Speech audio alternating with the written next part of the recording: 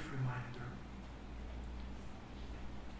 First, my dear brothers and sisters, Alhamdulillah for this indeed ni'mah of Islam, this grace and bounty of Islam, and the grace and bounty to have that drive inside of us spiritually to be in ibadah of Allah Azza wa Jal, to worship Allah, to be in salah, to come to the masjid even as it is late every night.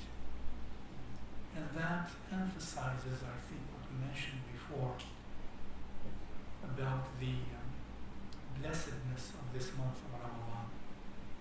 Now Allah subhanahu wa ta'ala blessed this month by the fact that worship of Allah Azza wa Jal is made easy to most of us, if not to all of us. Forms of worship that otherwise we do not perform outside of Ramadan, or do not have the energy to do so, at least as it seems to us. In Ramadan it is different. May Allah subhanahu wa ta'ala help us also be grateful for Him for this specific and special ni'mah of the month of Ramadan. And may Allah continue to bless us all. Remember also, Rasulullah sallallahu alaihi wasallam mentioned in the text in which he teaches, عليك بكثرة السجود فإنك لا تسجد لله سجدة إلا رفعك الله بها درجة وحط عنك بها خطيئة. Says he sallallahu alaihi wasallam, being given an advice to a companion, he said, عليك بكثرة السجود.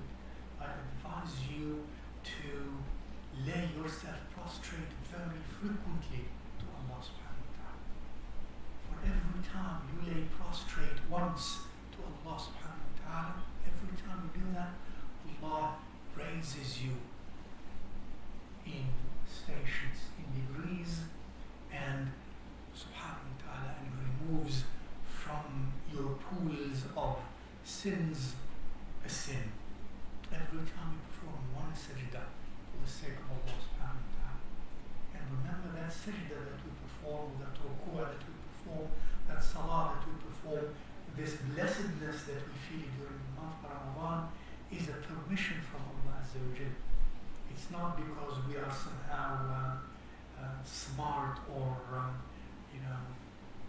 intelligent or hardworking but it is rahmah from Allah. It is a grace and a bounty from Allah Azza wa Jal, even from Allah subhanahu wa ta'ala, as we mentioned before.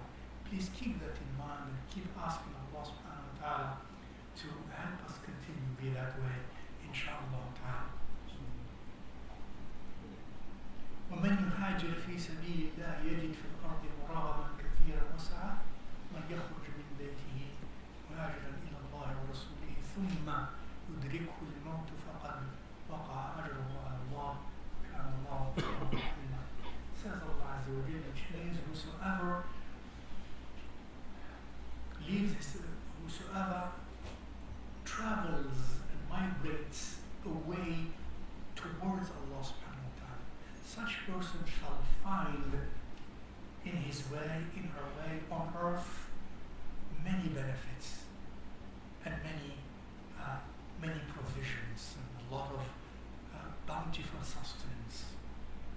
And whosoever leaves his home in hijrah, in migration to Allah subhanahu wa ta'ala, and on the way he or she loses his life, dies, then the reward of such person is guaranteed fully by Allah subhanahu wa ta'ala, for Allah is indeed often very forgiving and very mercifully loving subhanahu wa ta'ala.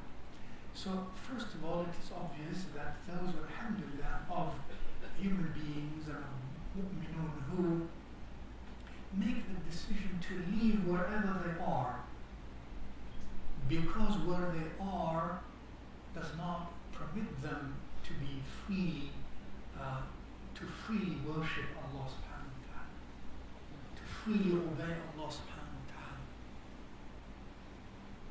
Even though they could be where they are very well to do, let's say materially, financially, but they are not free to be as they please spiritually and religiously with Allah subhanahu wa ta'ala. And they need to find a place where that takes precedence. And Allah subhanahu wa ta'ala says, promises to them in their ways, ease and many benefits.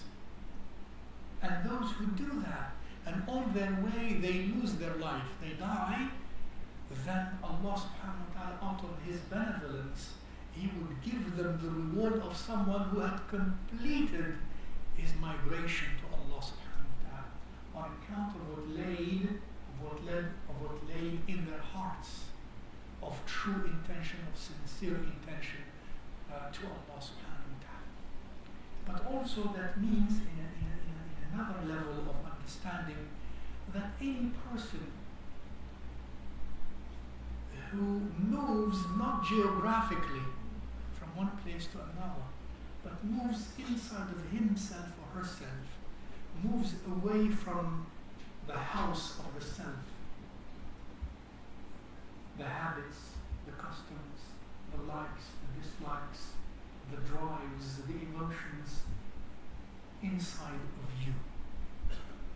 If we move away from that towards Allah Azza wa Jalla, towards a state inside of us that is pleasing to Allah Azza wa Jalla, towards humility and humbleness and goodness and virtuosity and tawheed and kindness and generosity and so on, to move away inside of us from a state that is negative or not virtuous to a state that is positive and virtuous, that's a hijrah.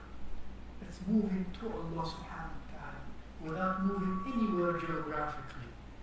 And that also Allah subhanahu wa ta'ala grants its reward, and the reward is also very bountiful, as Rasulullah sallallahu alaihi wasallam teaches us that hijrah, and the true hijrah, is when we move away from sin to virtue, move away from being bad to being good, from being mushrik to being mu'min, from being sinful to being obedient to Allah Azza wa Jalla, from being vicious to being virtuous. That's hijrah to Allah subhanahu wa ta'ala, as Rasulullah also believes, also teaches. May Allah subhanahu wa ta'ala help us be in hijrah always towards Him subhanahu wa ta'ala. May Allah Azza wa Jalla cleanse our hearts, cleanse ourselves, help us walk the way spiritually towards Him, so that at the moment when we have to leave this world, we would have in our hearts already reached Allah subhanahu wa ta'ala. Sallallahu wa sallam wa barik ala Sayyidina Mawlana Muhammadin wa ala alihi wa sahbihi ajma'in. Assalamu alaikum wa rahmatullahi wa barakatuh.